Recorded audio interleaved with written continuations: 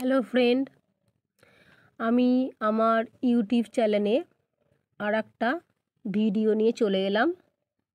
রেসিপিটা হলো বাঁধাকপির পকোড়া।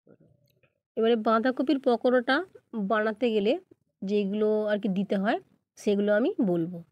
যেমন প্রথম তো বাঁধাকপি দিতেই হবে, তারপর তার সাথে পেঁয়াজ, তারপর কাঁচা লঙ্কা, হলুদ গুঁড়ো, লঙ্কা গুঁড়ো, কালো জিরে দিয়ে ভালো করে, ধনে পাতা এগুলো দিয়ে ভালো করে মাখতে হবে।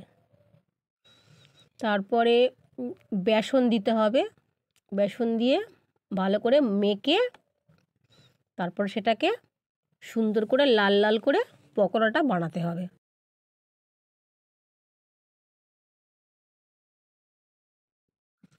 এই যে ধনে পাতাটা দিলাম, এটা হলো আমার গাছের ধনে পাতা। হ্যাঁ, বসিয়েছি।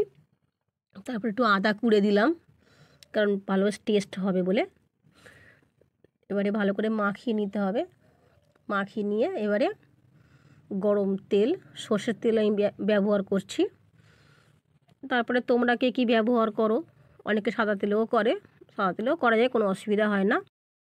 আমি তো আর কি সর্ষের তেলটাই ব্যবহার করি বেশিরভাগ। সর্ষের তেলের মধ্যে ওই যে ছোটো ছোটো করে পকোড়া, অনেকে আবার বাঁধাকপির বড়াও করে, আমি আর কি পকোড়াটা করলাম আজকে। আর একদিন বাঁধাকপির বড়া করব, তখন সেটা একটু বড় বড় হবে সাইজের, তখন ওটা করবো, যখন আর কি দেখাবো কোন রেসিপিটা। আমি এটা পকোড়া করছি, ছোটো ছোটো করে পকোড়া। খেতে বেশ ভালোই লাগে মুড়ি দিয়ে, তারপরে গরম ভাতের সাথেও খেতে ভালো লাগে।